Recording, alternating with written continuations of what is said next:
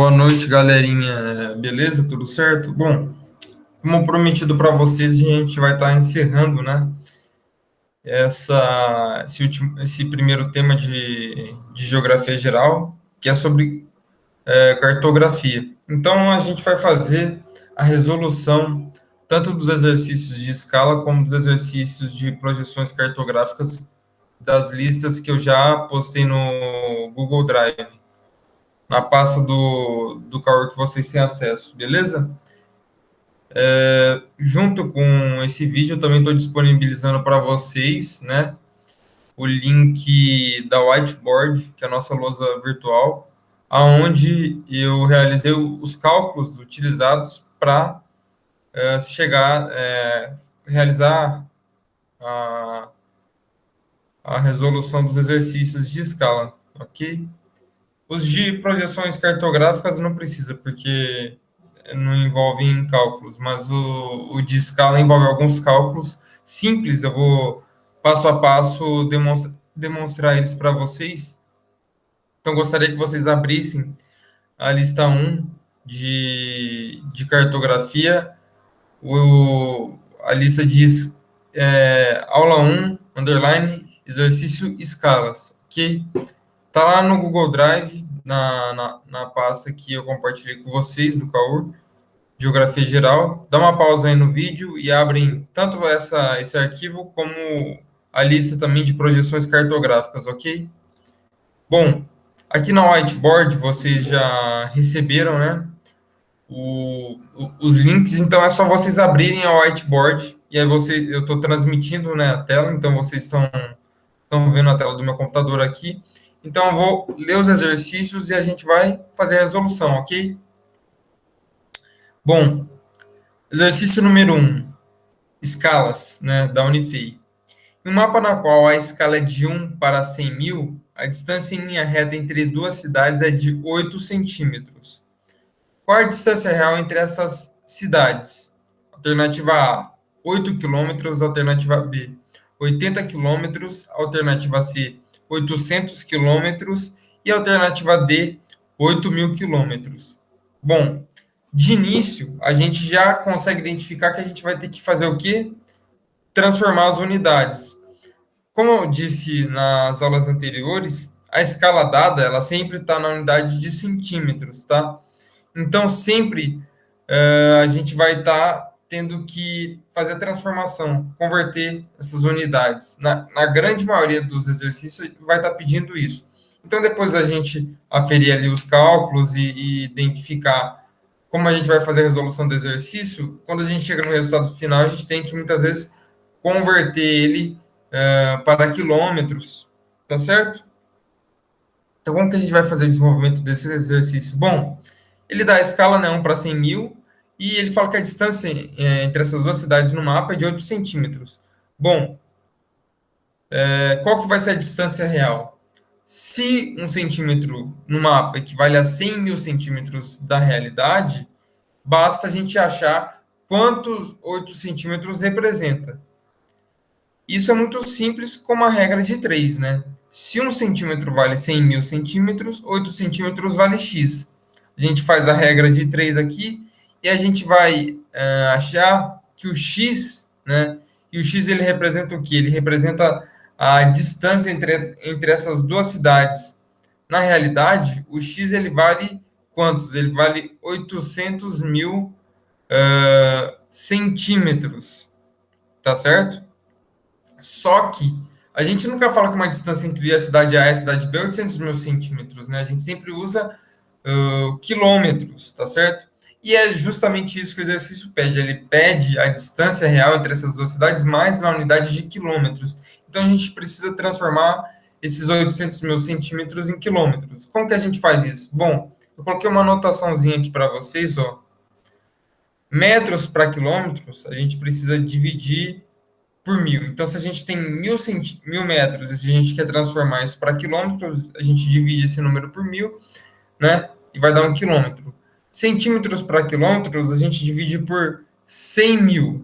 Então, a gente vai pegar esses 800.000 centímetros que a gente encontrou, que é a distância entre essas duas cidades, e vai dividir por 100.000, que vai dar 8 quilômetros, né? porque quando a gente faz essa divisão, a unidade muda, justamente porque a gente está convertendo a unidade. Então, a alternativa correta vai ser a alternativa A, tá certo?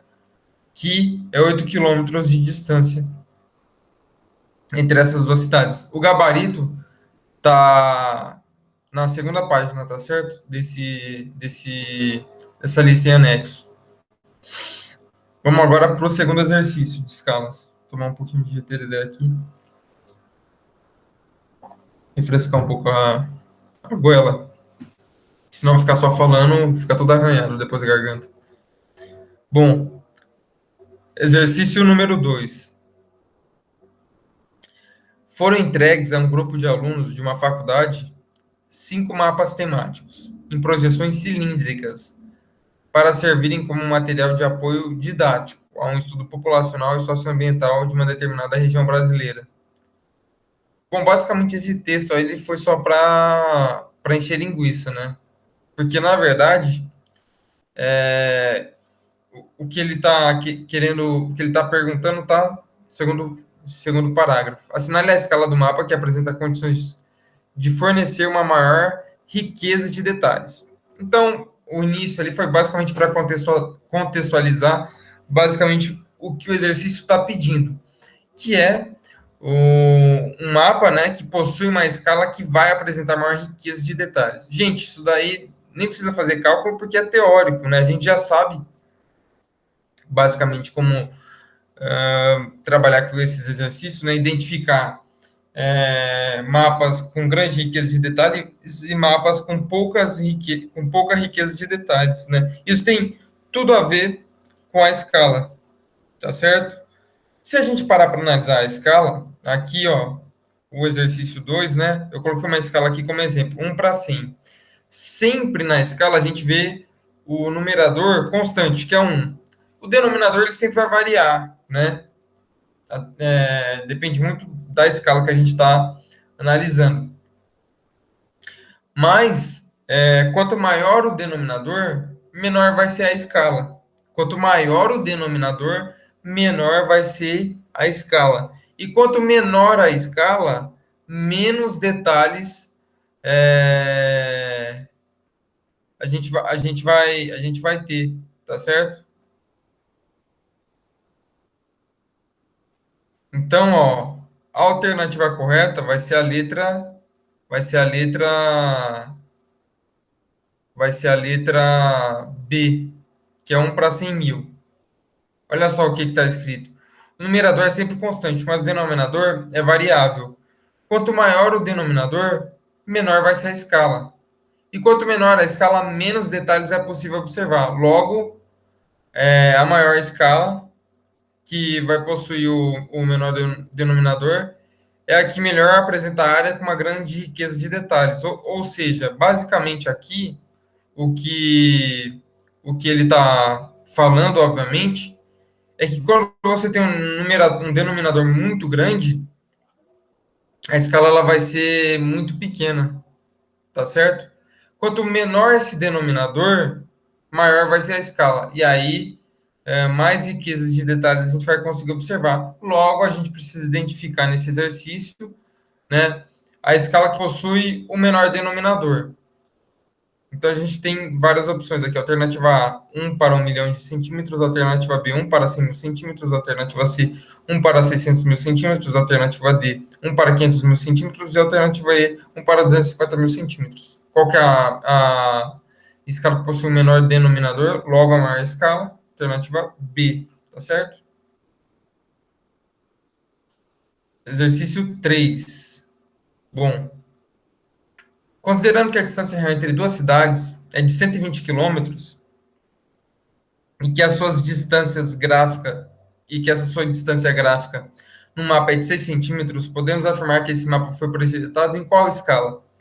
Bom, é um exercício que ele está dando um dado retirado, né, dessa escala através de uma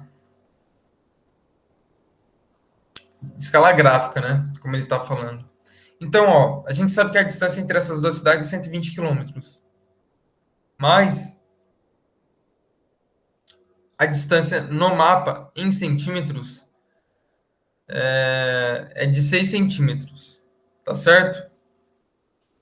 Então, qual que vai ser essa escala? Bom, primeiro, se a gente sabe a distância, na realidade, a gente precisa saber converter essa distância em centímetros. Por quê? Porque as alternativas estão em escalas e a escala é sempre em centímetros. Então, a gente vai precisar, nessa alternativa 3, transformar os 120 quilômetros em centímetros. Lembra que eu falei que para transformar quilômetro, centímetro para quilômetro, a gente precisa dividir por 100 mil? Então, para transformar quilômetro para centímetro, a gente precisa multiplicar por 100 mil. Então, 120 multiplicado por 100 mil vai dar 12 milhões de centímetros, tá certo? Só que vai ficar 6 centímetros equivalentes a 12 milhões de centímetros. A escala sempre, o numerador, ele é constante, ele é 1, então não pode ter o 6 ali. A gente precisa simplificar isso. Então a gente divide o numerador e o denominador por 6, porque na escala, a gente só pode utilizar como numerador. Se tem um 6 ali, a gente precisa, obviamente, se a gente tem que deixar 1, tem que dividir o 6 por 6 para dar 1. Logicamente, o denominador também precisa ser dividido por 6, porque eles são proporcionais. Então, a gente dividindo os 12 milhões por 6, a gente vai ter 2 milhões, ou seja, a escala correta seria 1 para 2 milhões de centímetros, que é a alternativa B, tá certo? Vocês conferem depois aqui a resolução dos exercícios.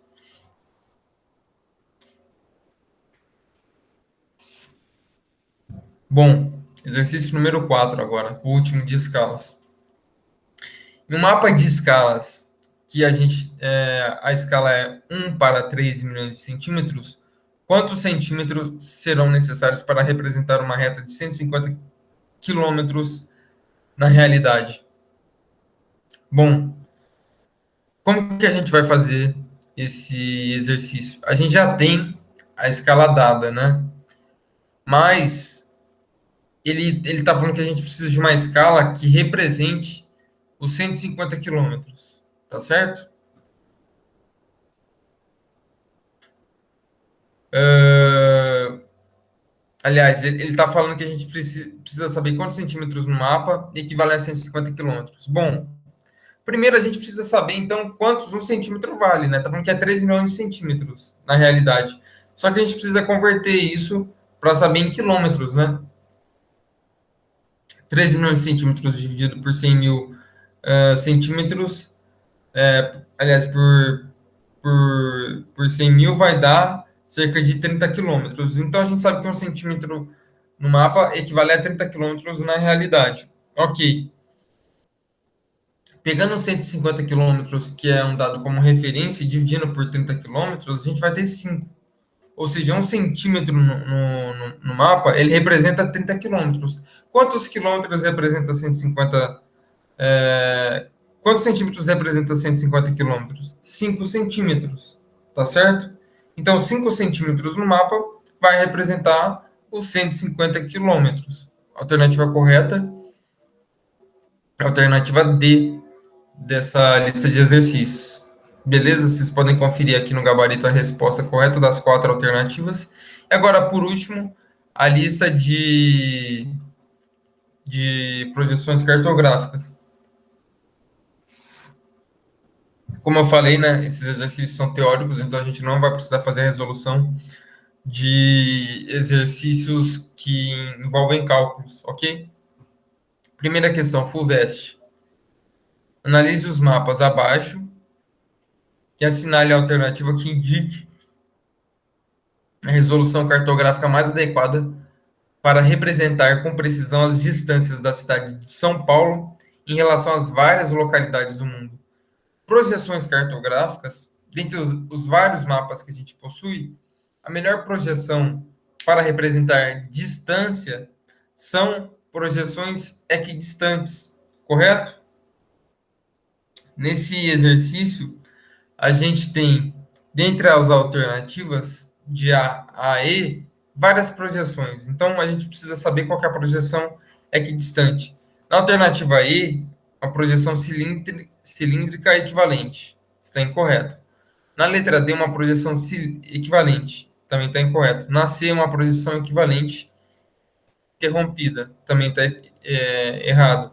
Na B, projeção cilíndrica conforme. E na A, projeção azimutal equidistante. Se é uma projeção equidistante, ela é utilizada assim para fazer representação de distâncias entre dois pontos, por exemplo, que é justamente o que está pedindo no exercício, onde um ponto de referência é a cidade de São Paulo e outro ponto de referência é qualquer outra localidade aí do globo terrestre. Beleza? Segunda questão, Unifesp. Observe o mapa centrado num ponto do Brasil. Então, a gente tem o Brasil aqui em destaque nesse mapa, nessa projeção cartográfica. E ele está falando, observe o mapa centrado num ponto do Brasil que pode ser empregado para uma avaliação estratégica do país no mundo. Ok. Esse mapa ele foi desenhado segundo qual projeção? Tanto a projeção de Peters, que é a alternativa A, como a alternativa C, que é de. Aliás, tanto a alternativa A, que é a projeção de Mercator, quanto a alternativa C, que é a projeção de Peters, são projeções cilíndricas. Então a gente já descarta, porque não é uma projeção cilíndrica, é uma projeção azimutal. A alternativa B fala que é uma projeção cônica equidistante, também não é. E a alternativa D fala que é uma projeção azimutal, que é o que, de fato, está sendo representado aqui no mapa. Né? A gente já sabe como que são essas projeções, né? Se a gente vier aqui, a gente tem, olha como que é representada uma projeção cilíndrica, cônica e azimutal. Cilíndrica fica dessa forma, cônica dessa forma, e a azimutal dessa forma aqui, dessa maneira. Então, a 2 é a alternativa D, azimutal. E, por fim, para finalizar a aula, o exercício número 3, uma questão retirada do Enem. Existem diferentes formas de representação plana da superfície da Terra.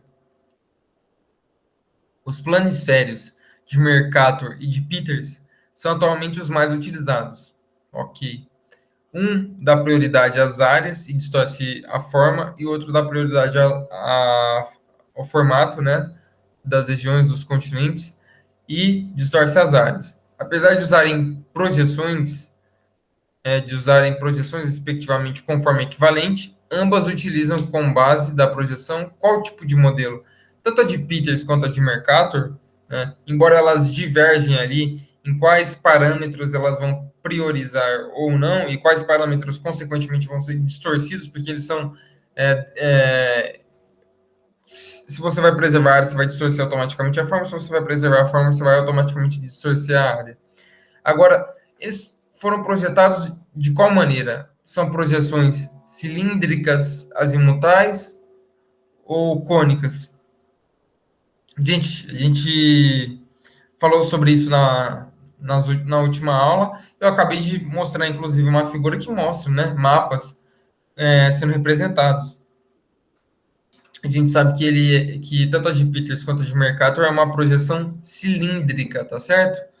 E como que é feita uma projeção cilíndrica? A gente tem duas projeções, duas imagens aqui que supostamente seriam essas projeções cilíndricas, a alternativa D e a alternativa C.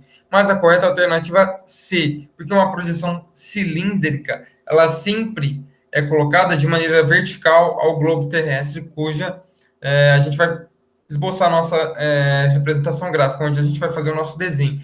O papel ele sempre tem que estar vertical ao globo terrestre e nunca horizontal. Então, a alternativa correta seria a alternativa C, onde a representação está acontecendo, cujo o papel ele está na posição vertical como referência ao globo terrestre. Beleza?